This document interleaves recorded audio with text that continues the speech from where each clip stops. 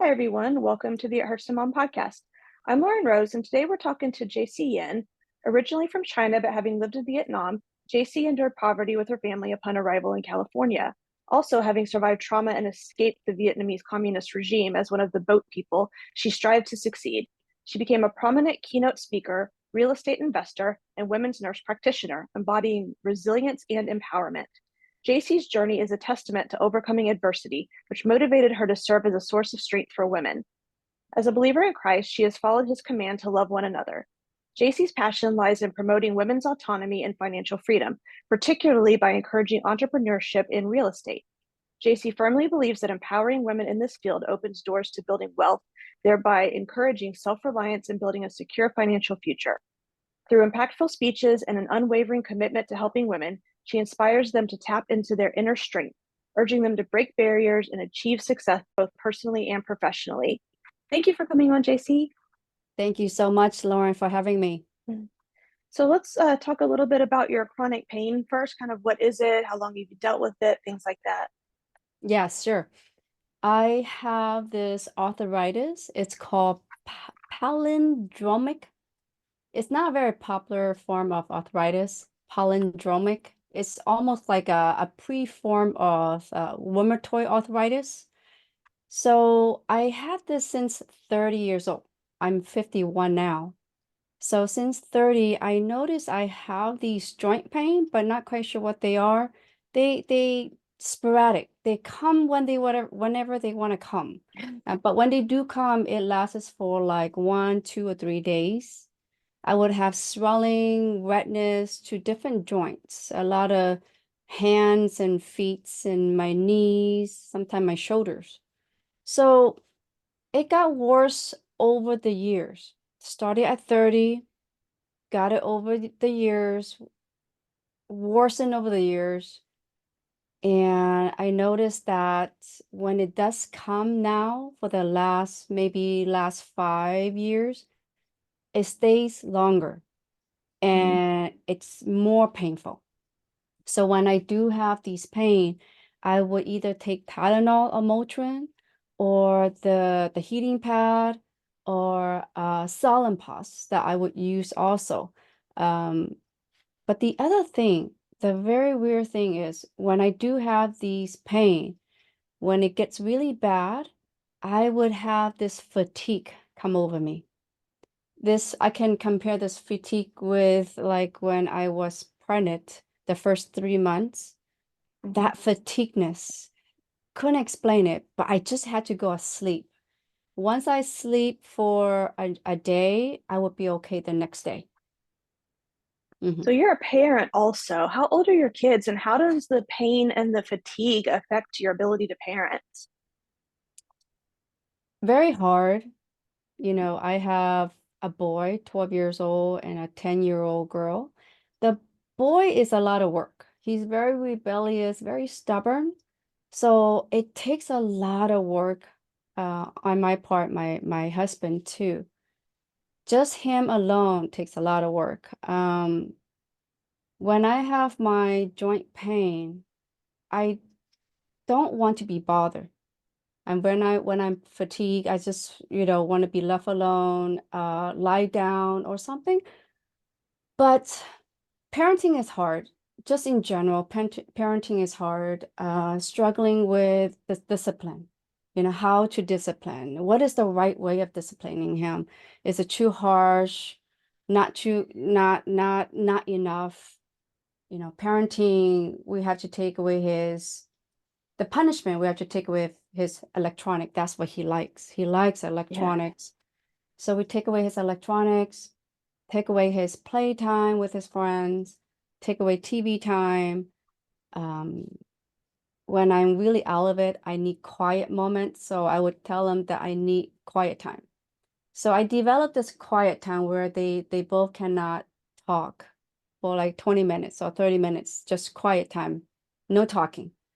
Sometimes I just need that 30 minutes of quiet time to relieve my stress or just get away. And then afterward, they could talk. So I needed that. So I developed that since they were little, when they're little kids. So I use that a lot. Or when he's out, when Lauren, the last thing I have to use is a spanking. I Mhm. will really bring out the stick, if I can't control them, I will bring out the stick and show them that spanking is a real thing and it will hurt your butt if you don't stop. So I do use spanking. Yeah, parenting I know is hard for everybody, but when you add in physical pain and you add in fatigue, especially when you've got very needy children, it's really, really hard. My daughter's a good girl. She doesn't Mm, misbehave very much, but she's very needy. She mm, needs so much from me. yes. She needs attention. And I think the quiet time is a really great idea. I don't call it that, but a lot of times I'll go lie down and just say, she'll want me to play or do something. And I'll just say, I just need an hour. And then I'll get up and do something with you. So I think that's a great strategy. Yeah, Lauren, sometime I don't know what works, but whatever we can think of, we use it all. We use all the discipline. For me, it's because I can tolerate stress, but then when when they're pushing your button, when they keep on pushing your button over and over, I just need to step away, or I need to say, quiet time. You need to stop now. Or I will walk away and just like you said, just that 30 minute, just away, close my door, and I'll be okay. But I think we just needed to step away sometime. And I think that's really important to take care of ourselves and to show our kids that we are taking care of ourselves, Mm-hmm. that life isn't just about taking care of them. That's really, really important. But we also have to take care of ourselves. And they I think they see that. And when they grow up, they'll Mm-hmm. hopefully understand that they need to do the same things for themselves. Mm-hmm. Lauren, uh, when I'm stressed out, disciplining them is harsher. Like I would raise my voice. I would be yelling. I would probably spank them a little harder if I'm stressed out. So knowing that if I'm stressed, I need to step away. Like you said, I need to take care of that level of stress first before I can even talk to you. Because I want to talk to you in a nice manner. I don't often there's time where I regret the way I talk to them, the way I discipline them because of my stress level. Yeah, so taking care of myself, knowing where my stress level is, then I need to know if it's too high, I need to step away. Yeah, and I think that's the perfect strategy. I've had to do that a lot with my daughter. Because I don't like to yell and Mm-hmm. I mean sometimes I do but Mm-hmm. I don't do it often. I definitely don't like it. But I remember when she was little, I would try to put her in timeout and she would fight me. And there Yes. were times I would have to hold her down in her timeout chair. But there were also times when I was in too much pain or just not feeling like I felt like dealing with that. So instead, what I would do is I would go lock myself in my room and that drove her crazy because I would be away from her. I would leave the situation. And, I do that now too, like when my pain is high, because when my pain is high, I am a lot more easily frustrated. So it's easier to talk in a way that I'm going to regret to her or to lose my temper. So I walk away a lot. I think it's a really good strategy. Wow. Lauren, what kind of pain do you have to deal with? So I have rheumatoid arthritis. I Mm, have osteoarthritis. I have fibromyalgia. I have degenerative disc disease, and I have migraines. wow. So, and I had migraines when she was a baby, and then when she was 3, the rest of my body pain started. So this is all the mom that she's known is a mom with some kind of chronic pain. Wow. How do you deal with your pain, Lauren? I rest a lot. Okay. I pace, so I don't do a lot all at once. I'll do like this morning, I unloaded the dishwasher and then I Yeah. stopped. And then what I'm going to do next, is go and load the dishwasher. But if I try to do all of that at the same time, it's going to make my back pain specifically worse. So Mm, I break things up into small chunks and I rest a lot. I do a lot of resting, especially when my daughter's not here, so that when she is here, I can try to spend time with her and help her with her mm, homework and make her dinner. And I also have a really great husband who, when he's home, he will help with whatever, needs to be done. So that's really helpful too. If I didn't have that, it would be a lot more difficult. Wow. Lauren, I probably have to learn from you because when I start working, when I start chores or my business, I don't know how to stop. I don't know how to rest.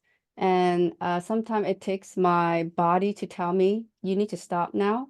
It's very hard for me to do that because I think naturally I'm just a doer and I can just do.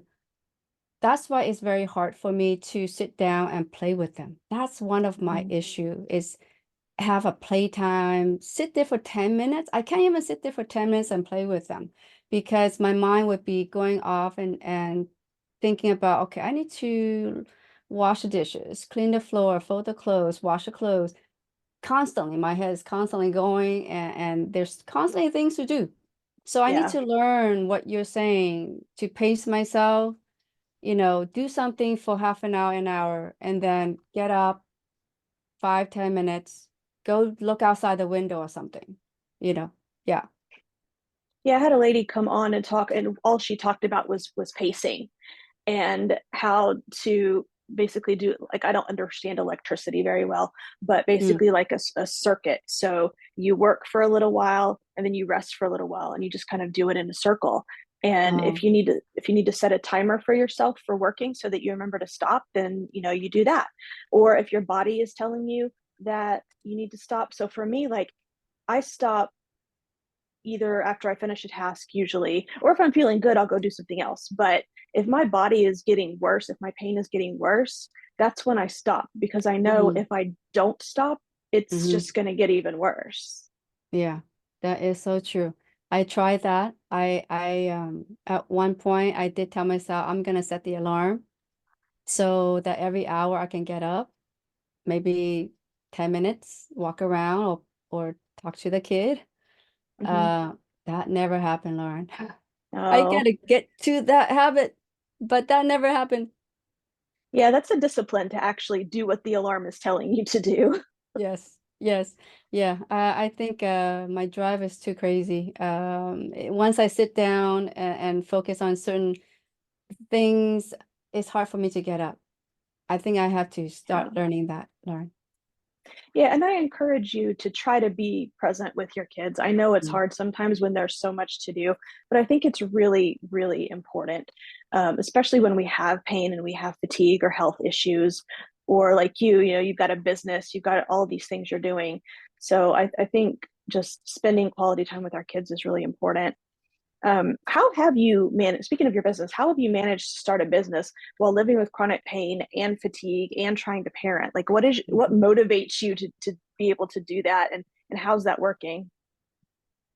Well, initially, we started the business a year ago, and initially, what drive us was pretty much it's trying to retire earlier because I have a W-2 job and I work at the hospital. So the first drive was to quit sooner.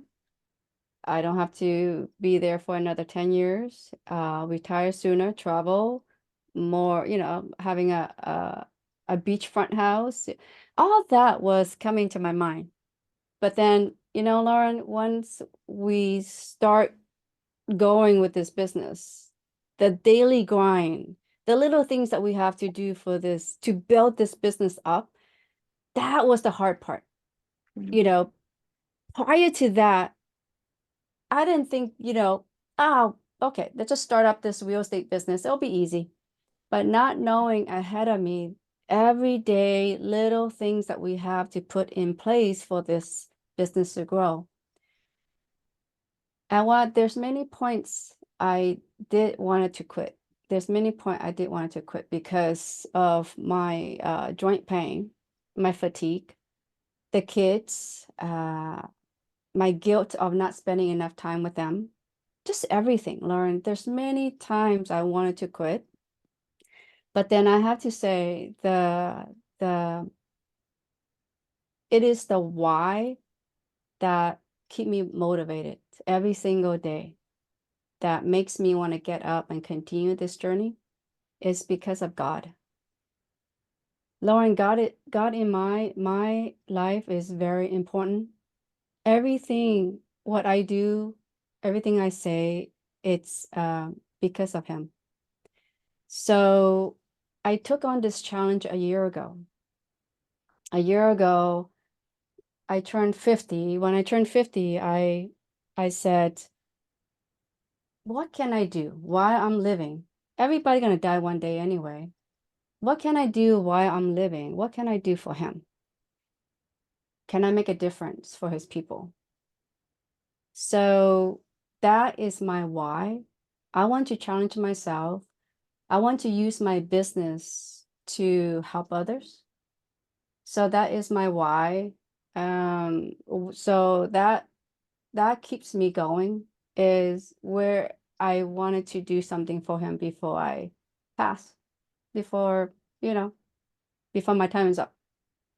I think that's beautiful. We just talked in church yesterday about kind of finding your purpose in life, finding God's purpose for you. And I think God's purpose for all of us is to do good things for other people. You Yes. know, the new commandment is to love one another. And that's why I started this podcast, because I mean, I'm an introvert. I don't like talking to people naturally.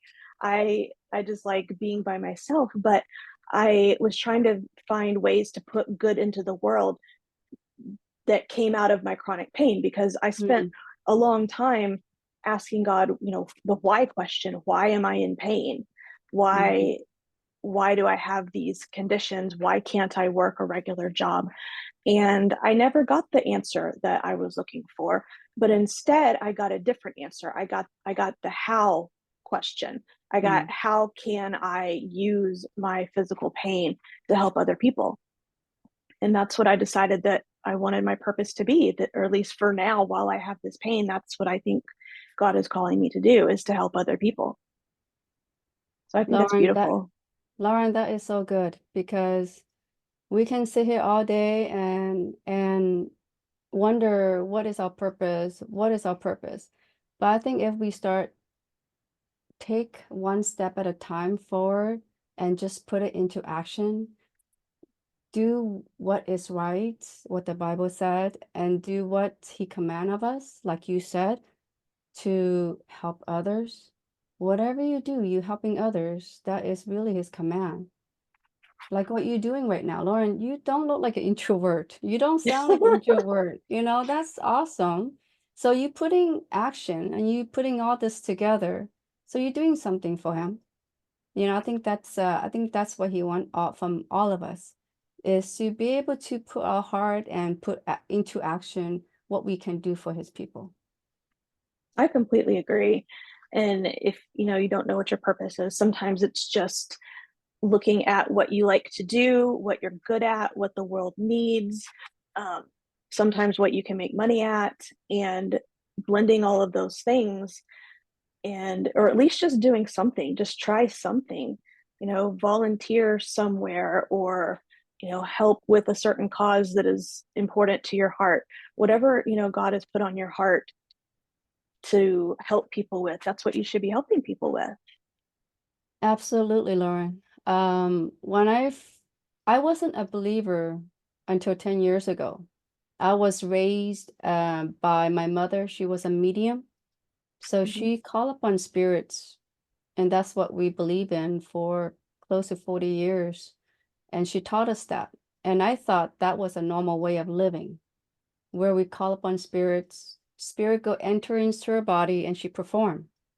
Mm. So we were not afraid. We were so used to, that kind of lifestyle. But not until 10 years ago when my husband and I, we had the deepest, the darkest time of a marriage.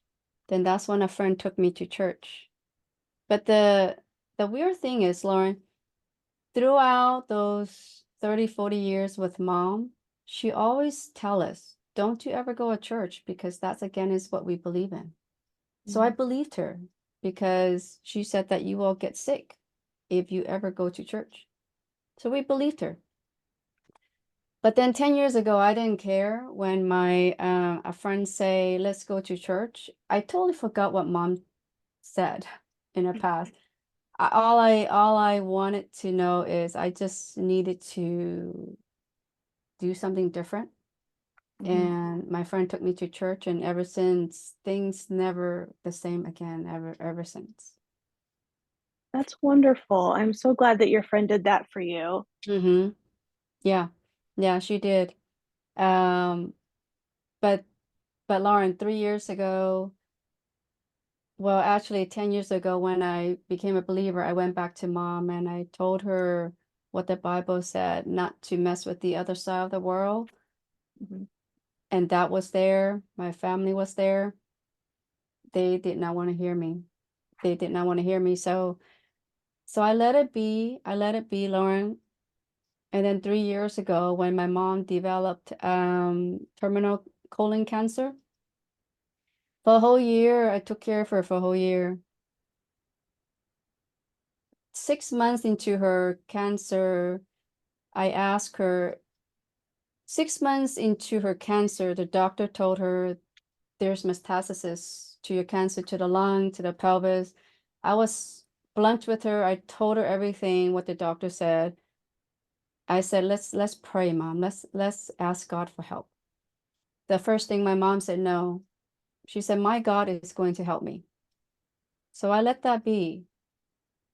But then 3 months later, I asked her, she got worse. She got really worse 3 months later. So I bring that up again. I say, Mom, let's read the Bible together, okay? Let's read, let's ask God for help. Again, at that moment, she was ready to give up because her God told her, she said her God promised her that she will be healed.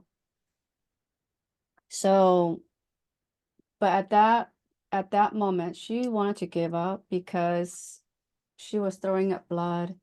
She was urinating and bowel movement on herself. She was just, stool all over herself. She lost like 20, 30 pounds. She just couldn't eat. She couldn't retain any kind of food. So finally, at that moment, Lauren, that's when she decided to read the Bible. And we read for 3 months. We read for three Mhm. months. Yeah. How did that go? Did God heal her, or did he? So after 3 months of reading, she was at home in the hospice at home. One day, a man came to the house. One day, a man came to the house. His name is Joseph. I thought he was a nurse. He came by, we sat, we talked for over an hour while mom was sleeping. Mom was sleeping. And we were just talking for an hour. And initially, he wanted to like open the windows, put some flowers out, do this, do that, so mom would feel better. I said, okay, yes, yes, yes. And then he asked me, what do you believe in? Oh, I say, oh, well, mom believe in, I didn't want to get into that she worships spirits. I said, oh, well, she just believe in Buddha. Mhm. And he was about to pull out something from his bag. And I said, Joseph, no, no, no. I don't believe in Buddha. I said, I believe in God, and we've been reading the Bible together. And then that's when he said, I'm a pastor. When he said that he was a pastor and he spoke her language, it just the burden on my shoulder was just completely lift off. I was so relieved at that moment because fighting through this the whole year with mom, every time I read the Bible with mom, her spirits come inside of her and prevent her from hearing it. Because every time the spirit come inside of her, she stopped seeing and she stopped hearing. Mhm. And then I would be very discouraged myself. I would going home crying. I would be yelling like, this is not working. Reading your words is not working. So I'm discouraged. And mom I just couldn't read anymore when the spirit come. So all that, the whole thing just kind of got lifted off from my shoulder when Joseph said that he was a pastor. I said, okay, thank you. So at that moment, mom woke up She sat up, and Joseph asked her, uh, he said, Miss Quatch, would you want to accept Jesus as your Lord? And she said, yes. Would you want to pray together? Yes. And so Joseph prayed with her, and she accepted him as his Lord, her Lord. She lied back down, and she never woke up again. She passed away in 5 days. Oh my gosh. Isn't that crazy, Lauren? I have tears. That is amazing. Yeah, even though, Lauren, I have to say, initially, I was actually praying for her healing, Sure. physically praying for her healing. So when she passed away and she didn't get healing, Lauren, I was actually mad at God for not healing her physically. But Sure. then as I was talking to him and telling him that I'm pissed, I'm mad. Why didn't you heal her? Then that's when I realized he did heal her. He did save her spiritually. He saved her soul. Because mom would not accept Christ if she is living and if she was well and everything. She would not accept Christ. She was so extreme in her practice. She would never. It takes this kind of pain, her kind of pain for her to accept Christ at the end. So I rather she accept him than live for another 30 years and never accept him, you know? So I finally Absolutely. realized that.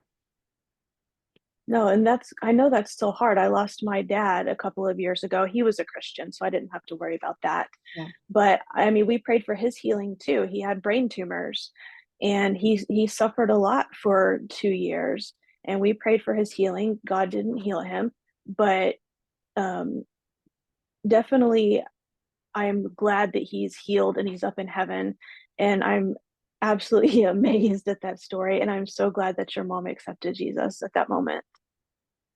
Yes. I was trying to tell the family what happened, but nobody want to hear it. They don't believe, Uh, and they were against everything that I want to tell them. well, sometimes all we can do is our part. We have Yeah, to try. yeah, yeah. That's all I can do, Lauren. That's all I can do for mom. So I'm glad that did happen. In a way, when people say, I'm sorry that happened to your mom, but I'm not sorry. I never cried at her funeral. Mm. I wasn't sad. I wasn't crying. I'm actually, in a way, I was happy that that happened. Well, yeah, I mean, what happens to our souls in eternity is so much more important than what happens to our bodies here on earth. Absolutely. Absolutely. I agree. I agree. That's a great story. So you talked about, I guess, some of the hardest parts of managing a business, and you talked about your faith and your parenting. If you had maybe some advice to give somebody with chronic pain or chronic illness who's a parent, what do you think that advice would be? Um, I want to say everything has to be based out from my faith because, the Bible did say, no matter what, the children are given to you as gifts from Him. So I everything I try to do, I make sure that they also walk with Him. So as little times that I have, I want make sure that they are taken care of.